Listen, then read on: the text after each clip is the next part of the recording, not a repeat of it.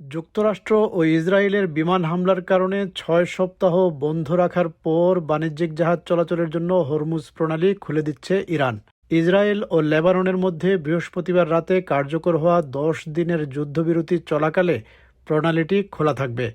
এই প্রণালী তেল ও গ্যাস পরিবহনের জন্য একটি গুরুত্বপূর্ণ পথ এবং ইরানের এই ঘোষণার পর অপরিশোধিত তেলের দাম উল্লেখযোগ্যভাবে কমে গেছে।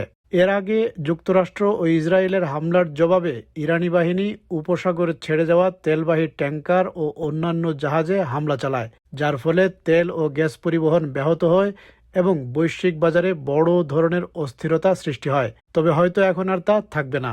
ইরানের পররাষ্ট্রমন্ত্রী বলেছেন, লেবাননে ১০ দিনের যুদ্ধবিরতির মতো পরিস্থিতি এই জলপথেও কার্যকর হতে পারে।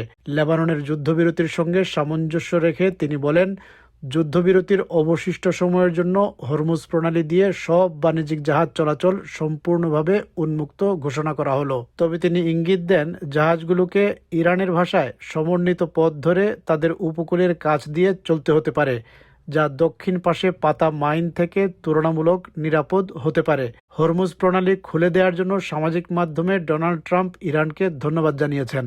তবে প্রেসিডেন্ট ট্রাম্প একথাও বলেছেন, যুক্তরাষ্ট্রের যুদ্ধজাহাজ ইরানের বন্দরগুলোতে প্রবেশ বা বের হওয়া জাহাজের ওপর অবরোধ বজায় রাখবে, যতক্ষণ না যুক্তরাষ্ট্র ও ইরানের মধ্যে তার ভাষায় চুক্তি সম্পন্ন হয়। প্যারিসে হরমুজ প্রণালী নিয়ে আয়োজিত এক সম্মেলনে ইউরোপীয় নেতারা বলেছেন, ইরানের এই ঘোষণা একটি সঠিক পদক্ষেপ, তবে তারা সতর্ক থাকার কথাও বলেন।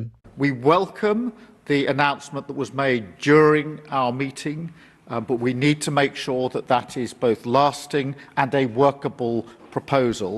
And if anything, it reinforces the need for the work that we've been doing this afternoon. এই লক্ষ্যে ইউরোপীয় নেতারা সম্মত হন যে সংঘর্ষ শেষ হলে প্রণালীতে নৌ চলাচলের স্বাধীনতা রক্ষায় ব্রিটেন ও ফ্রান্স একটি বহুজাতিক মিশনের নেতৃত্ব দেবে।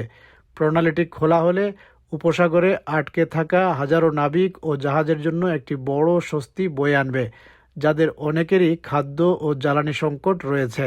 তবে ইরানের ঘোষণার পরও এখনও অনেক জাহাজই নোঙর তোলেনি, কারণ এখনও অনেক প্রশ্ন রয়ে গেছে।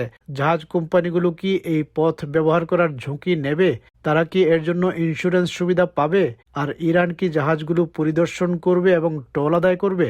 একটি বিষয় স্পষ্ট, লেবাননে যুদ্ধবিরতি উদযাপনের পর ইরান এখন সেখানে চলা যুদ্ধকে উপসাগরে তার যুদ্ধের সঙ্গে দৃঢ়ভাবে যুক্ত করেছে।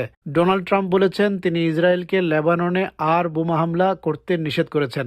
তবে ইসরায়েল জানিয়েছে তারা ইতোমধ্যে দখল করা এলাকা ধরে রাখবে। যুদ্ধ হয়তো সাময়িকভাবে থেমেছে, কিন্তু এটি এখনও শেষ হয়নি।